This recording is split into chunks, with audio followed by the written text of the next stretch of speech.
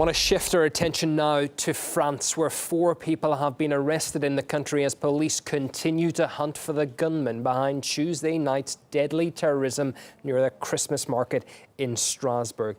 With the latest developments, our France correspondent Charlotte Dubinsky brought me up to date.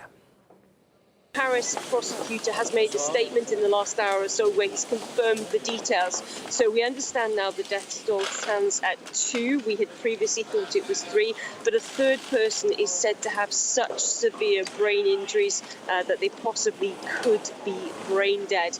Also details of the people who were injured in that attack last night, 12 people in total. We understand 6 of them are in incredibly critical positions. It's a fine line whether they're going to survive those attacks, and that comes after that attacker, who's been named as Sharif C, ran through the neighbourhood here in Strasbourg, not only shooting at people but also attacking people with a knife. Eyewitnesses on the scene.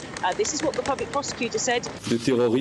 Terrorism has once again struck our country in Strasbourg, reminding us in a dramatic fashion that the threat is still very real. Considering the target, his way of operating, his profile and the testimonies of those who heard him yell Allahu Akbar, anti-terror police have been called into action. Well, there's heightened security still here in the city of Strasbourg as that manhunt is underway to try and find the 29-year-old.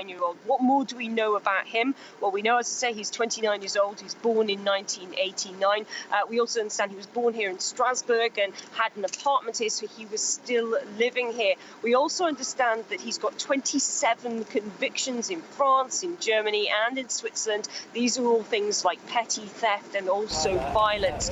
And we were told today that he was radicalized during one of his stints in prison and also had tried to radicalize other prisoners.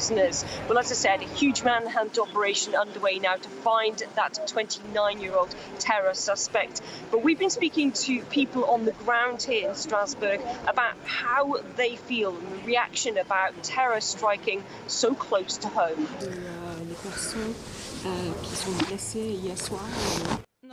I was in the market the day before the attack. It's affected the whole of Strasbourg. It's hard to think about it. It could have been our family and friends. I hope the perpetrator is found and this doesn't happen again. We still don't know who the victims are. That's shocking. We're shocked. It was brutal. Many people live around here and visit the market in the evenings. All the Christmas markets are closed today. This morning, there are very few people on the streets. People are stressed. Well, of course, this attack also took place during the Christmas market. This is an annual tradition here in Strasbourg. It's been going on now since the 16th century, and around 2 million people visit the city every year just for this Christmas market. It has some sort of relation to an attack that happened 2 years ago, also at a Christmas market. That one was in Berlin, where 12 people were killed and 56 people were injured. And since then, there has been heightened security at Christmas markets like the one here in Strasbourg. But now that security is even tighter as hundreds of soldiers, hundreds of local police officers and national police officers remain on the hunt for that 29-year-old perpetrator of France's latest terror attack. Charlotte Dubinsky earlier. Well, here is a brief reminder of how last night's incident unfolded as people shared chilling video of what occurred.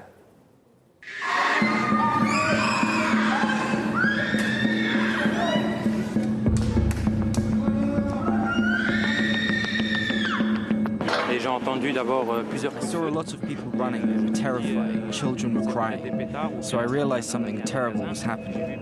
Then people said there was a shooting right next door, so I ran too.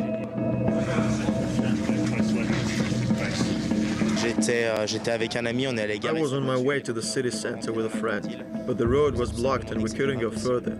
Someone told us there was a gunman shooting at people, and we couldn't even get back home, so we ended up being stuck here. We got the thoughts of former German intelligence officer Rainer Rupp. He believes the authorities had a chance to prevent the tragedy. Well, I think that will be the excuse for what's happening, that the police had been stretched because of the security concerns caused by the so-called yellow vests. now, even recently, a new element has come out of what we've always been suspecting right from the beginning, that the counterintelligence officer actually knew 3 days in advance that this guy, who was also under surveillance, also had committed many crimes, actually was planning an attack on the Christmas market. But due to poor communications among the services, this was not transmitted in time. This guy should have been sent home a long time ago.